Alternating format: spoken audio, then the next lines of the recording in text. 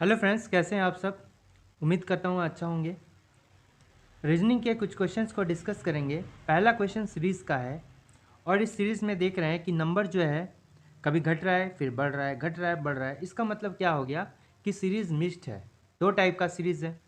पहले एक सीरीज़ जो है यहाँ से यहाँ तक चला और दूसरा सीरीज़ जो है यहाँ से यहाँ तक चला। अल्टरनेट करके नंबर जो अगर चलाएंगे तो सीरीज़ बन जाएगा, एक छोड़ के एक। इसका रिलेशन इसके साथ होगा, इसका रिलेशन इसके साथ होगा, इसका रिलेशन इसके साथ होगा। तो क्या है, चूँकि नंबर घट रहा है तो हम डिफरेंस निकालने का कोशिश करेंगे। कितना का डिफरेंस हो जाएगा इसके बीच में? 23 का डिफरेंस हो गया। ठीक, फिर 263 और 240 के बीच में कितना डिफरेंस हो गया? 263 और 240 के बीच में 23 का डिफरेंस हो गया। फिर इसमें कितना का डिफरेंस हो गया? 23 का डिफरेंस हो गया। फिर क्वेश्चन मार्क के साथ इसका डिफरेंस निकालना होगा। ठीक है, तो कितना होगा? 23 का डिफरेंस होगा। और चूँकि नंबर घट रहा है तो 217 में 23 माइनस कर देंगे। कितना हो जाएगा? अगर मान लीजिए यहाँ 23 रहता तो कितना हो जाता? 200 हो जाता। लेकिन है कितना? 17 है, यानी 6 कम है। और यानी इससे 6 कम कर दिए तो कितना हो जाएगा? 194। ठीक है, या डायरेक्टली हम 217 में 23 माइनस कर देंगे और ज़्यादा बेटर होगा। 4 194 होगा इसका सही आंसर, 194। ये मन में करने के लिए था, ठीक है। और ये इस तरह से लिख के हम कर सकते हैं। तो यहाँ कितना आंसर होगा? 194 इज़ द करेक्ट आंसर। ठीक है, चूँकि इस क्वेश्चन मार्क का संबंध पहले वाले सीरीज से, इसलिए दूसरा वाला सीरीज तो देखे ही नहीं। ठीक है, नेक्स्ट जो मेरा क्वेश्चन है वो है कोडिंग डिकोडिंग का। इसमें बोल रहा है टेक्नोलॉजी को इसमें लिख दिया गया है और जनरेशन को भी इसी लॉजिक पर कुछ कोड किया गया है। तो सेम लॉजिक पर इस वर्ड को कैसे कोड किया जाएगा? इसमें देखिए कि यहाँ कितना 10 वर्ड है और 10 वर्ड में जो 5 वर्ड है उसको एज इट इज़ मतलब उसी तरह लिख दिया गया है उसके नीचे। और इसको क्या किया गया है कि रिवर्स ऑर्डर में लिख दिया गया, इधर से इधर तक। पहले एन लिख दिया गया, फिर एच लिख दिया गया, फिर सी, फिर ई और टी लिख दिया गया। अब उसी तरह 5 लेटर में जनरेशन को कैसे लिखेंगे? लास्ट के 5 लेटर ये है तो उसको एज इट इज़ लिख दिया गया है और इसको जस्ट रेसिप्रोकल उल्टा रिवर्स ऑर्डर में लिख दिया गया, आर ई एन ई और जी हो गया। इसी तरह इसके जो लास्ट का लेटर है इसको वैसे लिख देंगे और इसको क्या लिखेंगे? ए सी ओ पी ए। तो ये जो है कितने नंबर में ऑप्शन है? ए पी ओ, एको पा, एको पा। ठीक है, तो लास्ट वाले में है, ऑप्शन नंबर डी में है। नेक्स्ट मेरा क्वेश्चन जो है वो डाइस का है।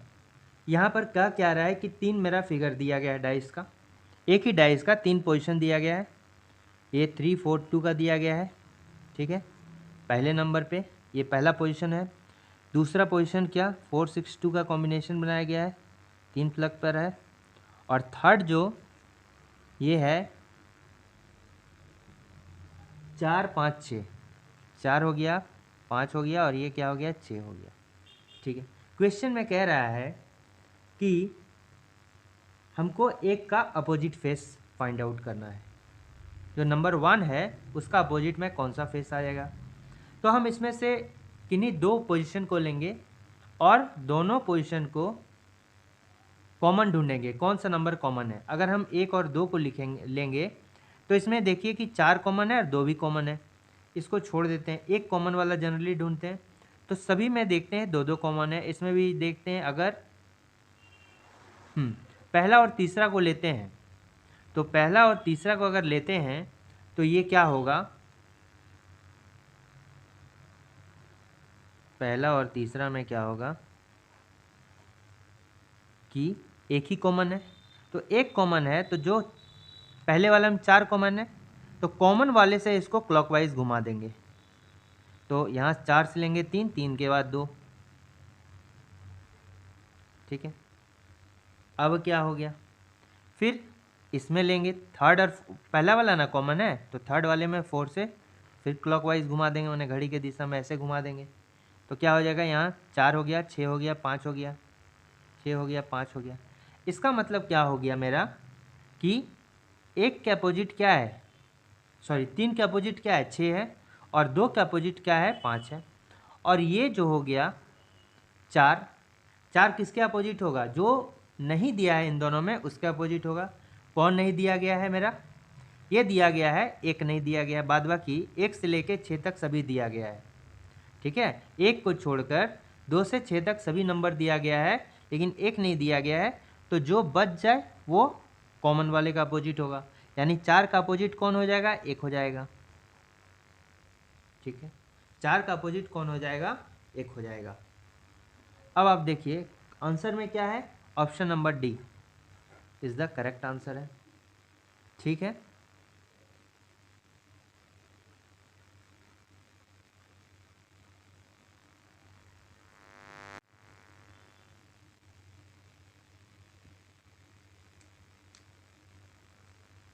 नेक्स्ट है कि दिए गए समीकरण को संतुलित करने के लिए किन दो संख्याओं और किन दो चिन्हों को परस्पर में बदला जाए। यहाँ पर क्या एक मेरा इक्वेशन दिया गया है, और इस इक्वेशन को यदि हम सॉल्व अभी करेंगे तो ये जो 50 है नहीं आएगा, ठीक है। क्योंकि एक बात बताइए, इस टाइप के प्रश्नों को सॉल्व करने के लिए पहले हम भाग को टारगेट करेंगे, ठीक है। तो भाग मेरा यहाँ पर है, अगर भाग क्या लग रहा है 81 से 20 को अगर भाग देंगे तो क्या पूरा पूरी कटेगा, नहीं कटेगा। जब ये नहीं कटेगा तो इसका मतलब क्या हो जाता है कि पूरा आंसर क्या है, फ्रैक्शन में आ जाएगा, लेकिन यहाँ आंसर तो होल नंबर है, यानी इस भागा को हमेशा हमको चेंज करना होगा। तो किसी भी अरिथमेटिक ऑपरेशन प्लस माइनस से करना होगा, लेकिन यहाँ पर भाग को चेंज करना होगा। तो भाग को रिप्लेस करने का ऑप्शन या तो पहला वाला में ऑप्शन नंबर ए में है, या ऑप्शन नंबर डी में है, और किसी में नहीं है, ठीक है। यानी कि इसका मतलब क्या है कि मेरा आंसर या तो ए होगा या तो डी होगा, ठीक है। अगर भाग को रिप्लेस नहीं करेंगे तो ये आंसर फ्रैक्शन में आने लगेगा, लेकिन हमको लाना कितना है, 50 लाना है, तो या तो आंसर ए होगा या डी होगा, क्योंकि भाग को रिप्लेस करना है, इसलिए सी और बी तो आंसर नहीं होगा, बिल्कुल नहीं होगा। अब आप देखिए, अगर हम भाग को पहला वाला जाए तो भाग को गुना से रिप्लेस करना हो रहा है, तो गुना के जगह में भाग और भाग के जगह में गुना, तो करके देखते हैं। और ऐसे भी ये जो आप देखिए 72981 से भाग लग रहा है, तो पहला वाला करना ज़्यादा सेटिस्फाइंग हो सकता है, तो यहाँ पर भाग देते हैं 81, यहाँ पर क्या कर देते हैं, पहला वाला को गुना को क्या से करना होगा, भागा से रिप्लेस करना होगा, यानी यहाँ पर भागा हो गया तो, और भागा की जगह हम क्या हो जाएगा, गुना हो जाएगा, और इसके साथ ही 6 और 20 को जो है आपस में एक्सचेंज करना होगा। तो यहाँ पर क्या है, 6 है, 20 की जगह हम 6 लिख दिए, प्लस 16 माइनस 20 कर दिए। इसको करके देखते हैं तो ये कितना हो जाएगा, 9 टाइम्स इंटू 6 प्लस 16 माइनस 20, ये क्या हो जाएगा 54, और प्लस 16 माइनस 20। अब अगर कर देते हैं तो कितना हो जाता है, ये कितना हो गया 70, और 70 में अगर 20 माइनस कर देते हैं तो कितना हो जाता है 50 आंसर आ गया, यानी कि पहला वाला ही मेरा करेक्ट आंसर है, ठीक है।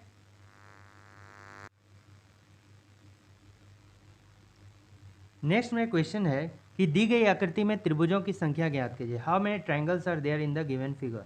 तो ये मेरा फिगर दिया गया है, इसमें कितना नंबर ऑफ त्रिभुज होगा ये फाइंड आउट करना है। अगर इस हम डायग्राम को ले लें, इस तरह के डायग्राम को, तो इस तरह के डायग्राम में क्या होता है, हम नंबरिंग कर देते हैं, 1 हो गया, 2 हो गया, 3 और 4, ठीक है। तो जो लास्ट नंबरिंग होता है डायरेक्टली हम उसको 2 से मल्टीप्लाई कर देंगे, ठीक।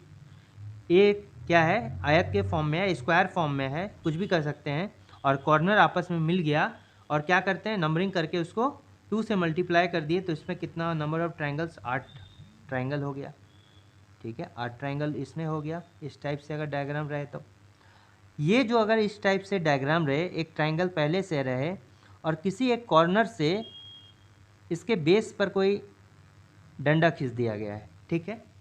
तो अब ये जो है कितना 3 भाग में बांट देता है, एक तो ये वाला और एक छोटा वाला, एक बड़ा वाला, 3 भाग में। कैसे, इसको नंबरिंग करते हैं शॉर्ट कट में, और इस नंबरिंग को ऐड कर देते हैं तो 3 हो गया इसमें।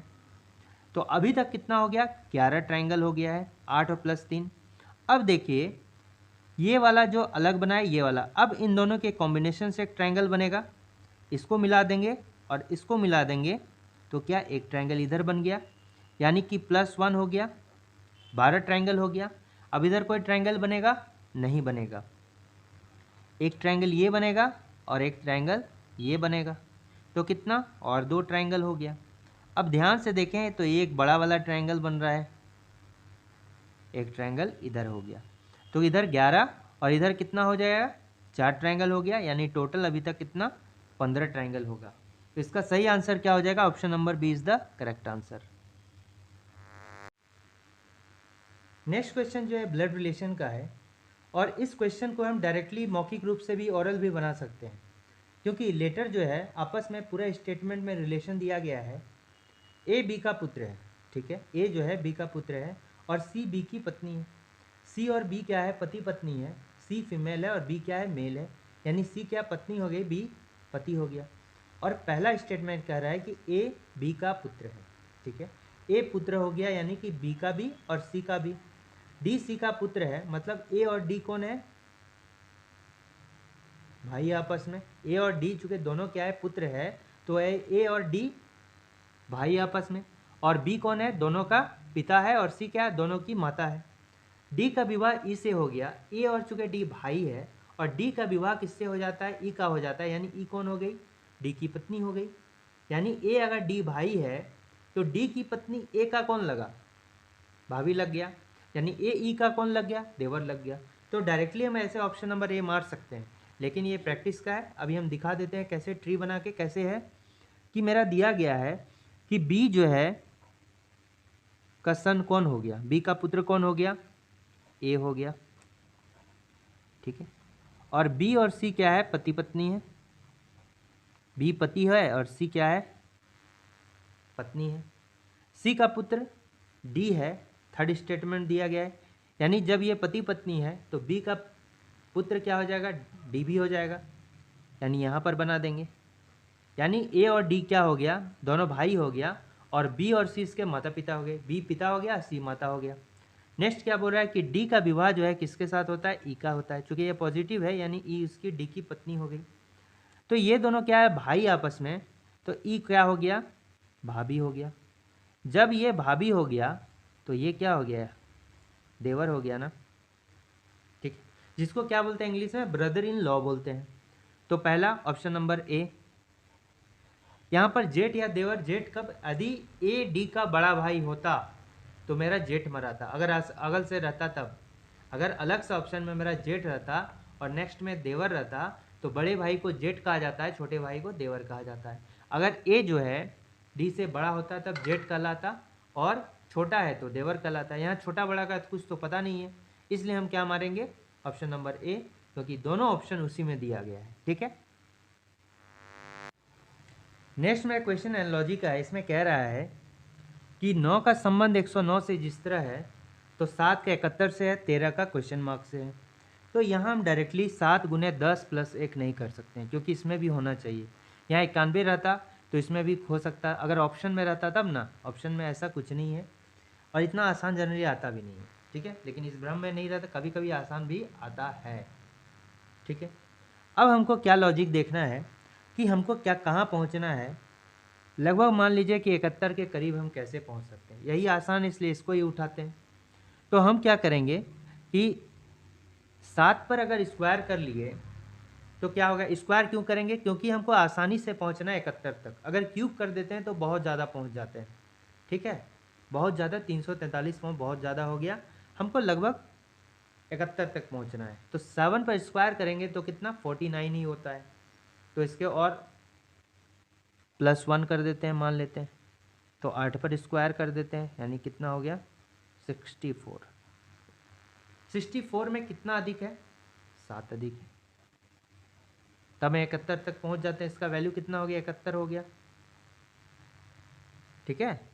अब इसमें इसी तरह करके देखते हैं, 9 में एक ऐड कर देते हैं, यानी कितना हो गया 10 हो गया, 10 पर स्क्वायर कर देते हैं और प्लस सेम वैल्यू जो पहले से उसको ऐड कर देते हैं, तो आप देखो 109 हो जाता है। ये तो ट्रिक काम कर गया। 13 का, 13 से एक ज़्यादा पहले लेंगे, यानी कि 14 लेंगे और 14 पर स्क्वायर करके इस वैल्यू को ऐड कर देंगे। तो हमको स्क्वायर भी याद रखना है, तो 14 पर स्क्वायर कैसे होगा, 14 पर स्क्वायर होता है 196, और 13 ऐड कर दिए, ठीक है। अगर 200 होता, यानी कि 200 से 4 कम है, पहले 200 ले लेते हैं और फिर ऐड कर देते हैं। 213 से अगर 4 कम कर देंगे तो कितना हो जाएगा? 209। ये तरीका होता है ऐड करने का, ठीक है, ये मन में ही कर सकते हैं। तो 209 इसका आंसर है, तो option number D is the correct answer.